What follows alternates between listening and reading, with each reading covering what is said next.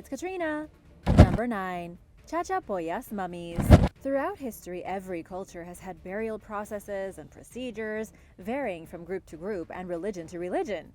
However, it would be relatively unusual today to bury a family member in an upright sarcophagus that is shaped in a vaguely human form and have it keep watch over the neighborhood. But for the Chachapoyas culture of ancient Peru, this was the norm. Dubbed the Machu Picchu of the north, Cuelap was a pre-Incan walled settlement located on a Peruvian mountaintop cliffside. It was built by a mysterious culture called the Chachapoyas, also known as the Cloud People or the Cloud Warriors. They started building the site during the 6th century, roughly 500 years before Machu Picchu emerged into existence. This city also sits at a much higher altitude than Machu Picchu, at roughly 9,843 feet above sea level. Cuelap was just one of many Chachapoyas settlements. At its peak, it was home to an estimated 3,000 residents, while the Chachapoya civilization consisted of as many as 500,000 people. Experts know relatively little about this elusive culture, and much of what they did know until somewhat recently was gleaned from the stories of Spanish conquistadors, whose accuracy is questionable.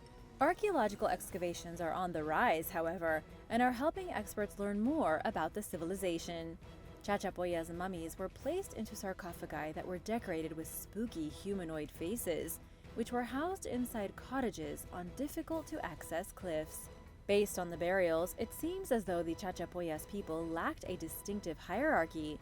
In addition to the burials themselves being elaborate yet rather egalitarian, there are a few symbols throughout the culture's settlements that seem to emphasize status or power.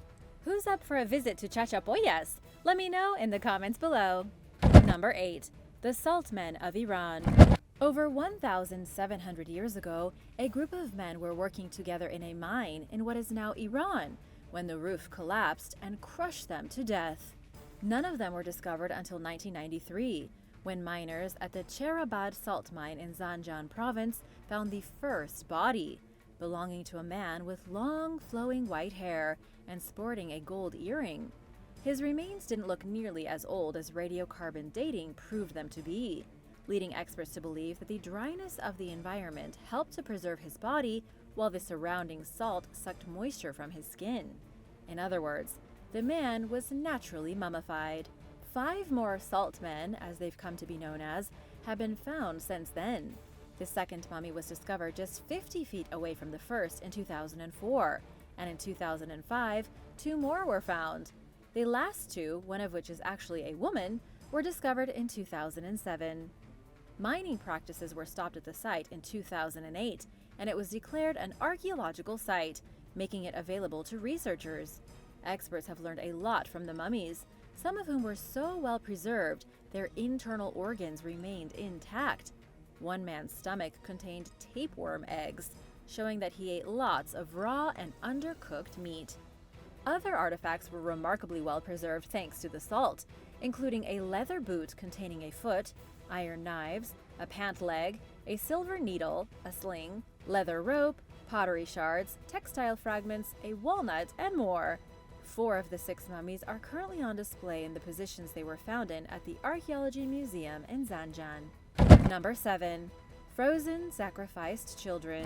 Around 500 years ago, 3 Inca children aged 13, 7, and 6 were chosen for the gruesome honor of being sacrificed to the gods. As part of the ancient ritual, known as Capacocha, the oldest spent around a year being prepared for her death. Dubbed the Llullaillaco Maiden, the teenage peasant lived under the guidance of priestesses, increasingly ingesting alcohol and coca and enjoying elite foods like maize and meat. When it was time to die, the kids, including the 2 younger children dubbed Llullaillaco Boy and Lightning Girl, received copious amounts of drugs and alcohol, possibly to pacify them and make them more cooperative with their impending fate. They were led to the summit of Volcán Llullaillaco in what is now Argentina, where they died peacefully in the freezing weather. In 1999, a team of researchers ventured high into the Andes and discovered the deceased children, who were remarkably preserved thanks to the frigid, high-altitude conditions. Their hair, skin, and clothing were intact, bringing a human element to their deaths that does not usually come with ancient remains.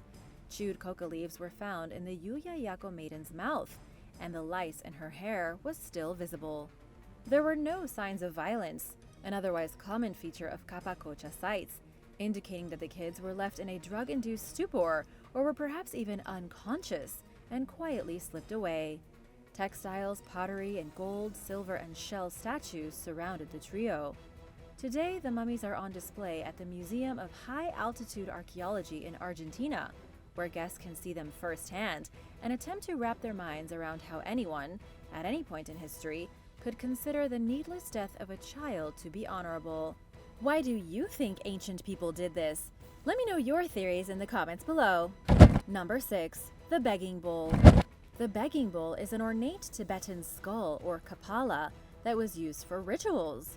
It resembles a monkey's cranium and is gilded and elaborately decorated.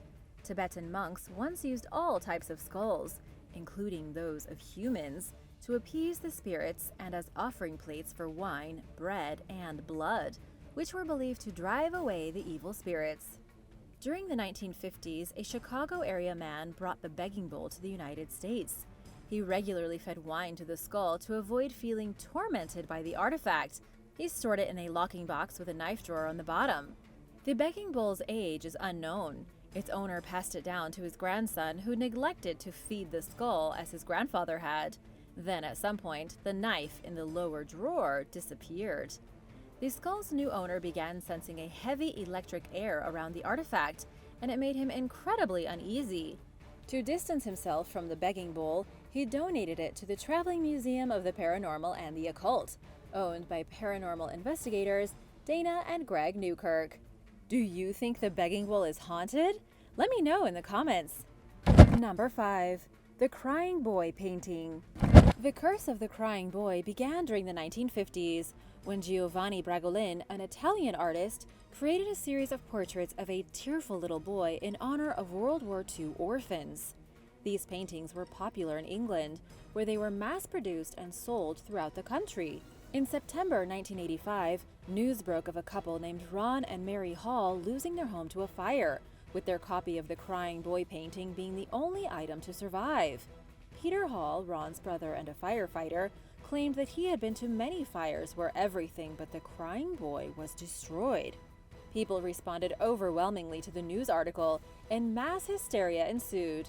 The next morning alone, hundreds of readers had contacted the newspaper with their own stories of the Crying Boy painting remaining intact after a devastating fire. Some claimed that the artwork had even killed a loved one, while others said that they tried burning it and it wouldn't catch fire.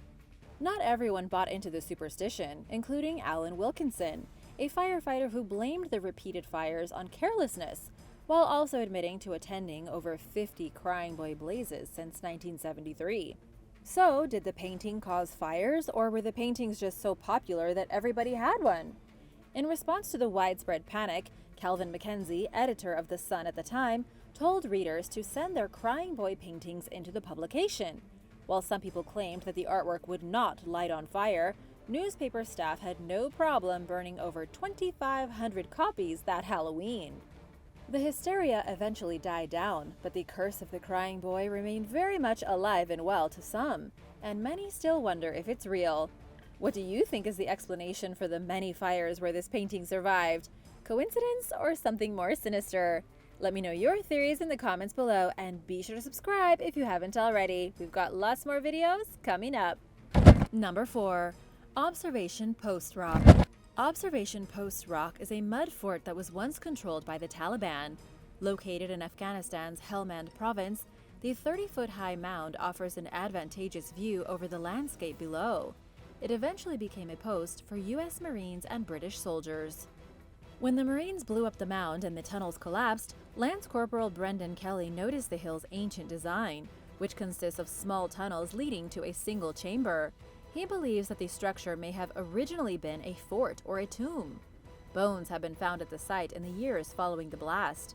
They were initially thought to be the remains of Taliban insurgents who died in the tunnel collapse, but it turns out that the bones are decades or even centuries older than that. A local researcher who spoke with journalists Thomas Gibbons Neff and Taimur Shah said that the mound is, in fact, an ancient burial ground. Experts believe that it was built sometime before 1740, and nobody knows who built it. The rock was used as a cemetery until around 1980, when 40 communist Afghan police officers were brutally executed there. Sometime after 2008, the site gained a reputation for being haunted. Soldiers who were stationed there reported seeing mysterious lights, hearing bizarre static on their radios, strange lights and sounds, sudden changes in temperature, and getting an uneasy feeling. Former Lance Corporal Jose Herrera told the New York Times that there was an overwhelming odor of death, especially at night. At first, the soldiers' superiors were quick to blame combat-induced anxiety for the alleged paranormal encounters. But so many soldiers claimed to have these experiences that their stories became believable. Number 3. The Bassano Vase. The dark tale of a 15th century silver vase called the Bassano Vase started when a bride in Napoli, Italy received it as a wedding gift, but she never made it to the altar. Someone murdered her on her wedding night with the vase in her hands. Oddly, many significant details are missing from the story, including the bride's name and the name of the man she was supposed to marry.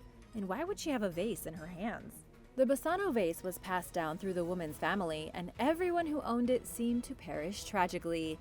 Eventually, one of the owners put the vase in the ground, presumably to distance themselves from the evil artifact as much as possible.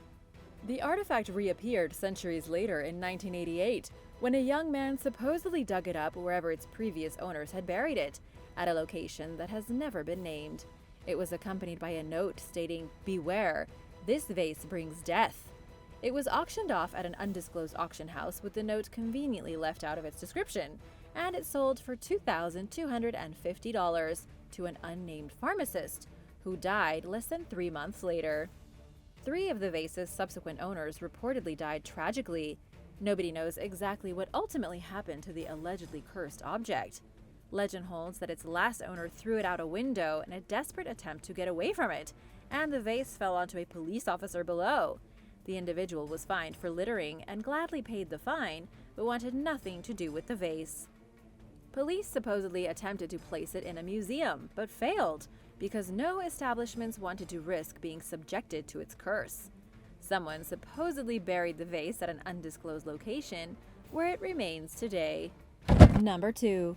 Mass child sacrifice. Between 2011 and 2019, archaeologists unearthed the remains of 269 children and 3 adults from the Chimu culture at the Huanchaquito Las Llamas site in northeastern Peru. The individuals died over 500 years ago, sometime between 1400 and 1450, in the largest known child sacrifice ever found. Local pizzeria owner Michael Spano alerted archaeologist Gabriel Prieto after human bones began emerging in a vacant lot near his home. Excavations ensued, and Prieto quickly noticed that the graves were unlike typical Chimu culture burials. Instead of being positioned upright according to custom, they were laid on their backs or curled up on their sides, and many had cut marks on their sternum and ribs. While pottery and other grave goods were conspicuously absent, the children were buried alongside llamas and alpacas, which were extremely valuable to the Chimu people as a food source and for transportation. Like the children, the animals were killed via a cut across the sternum. The Chimu culture is shrouded in mystery, complicating researchers' ability to determine precisely what happened on the horrifying day when the children were massacred. With no written records left behind, archaeologists must rely on physical evidence and observations that the Spanish recorded after arriving in the region. And until the mass grave was discovered, there were no signs that the Chimu even sacrificed children. Experts suspect that an altered climate, including higher seas, heavy rains, and severe effects of El Niño, may have ravaged the civilization's economic and political stability, causing the Chimu to sacrifice some of their most valuable assets, namely children and animals, in a desperate plea for relief from the gods. Number 1. The Anguished Man. Considered to be one of the world's most haunted artifacts, a frightening oil painting called The Anguished Man was created by an unknown artist at an unknown time, who allegedly used paint mixed with human blood. The painting ended up in the hands of a man in northern England named Sean Robinson, who got it from his grandmother after a friend had given it to her. Robinson's wife disliked the painting, so for some time he kept it in their basement. Finally, in 2010, he brought it upstairs and moved it into the bedroom. Despite Robinson having had the painting for over 30 years, it was after bringing it upstairs that his family started experiencing its haunting effects. They claim that it makes terrifying noises at night, including groans, screams, and what sounds like fabric tearing. The family has also witnessed a shadowy figure in their home and heard whispers and crying. Some people accuse the Robinsons of making up the story about the artwork in a bid to gain fame, but even many who doubt the credibility of the story would admittedly never take their chances by hanging it in their home. Would you? Thanks for watching! What's the scariest thing that you have in your house? Let me know in the comments below, and remember to subscribe if you haven't already. See you later! Bye!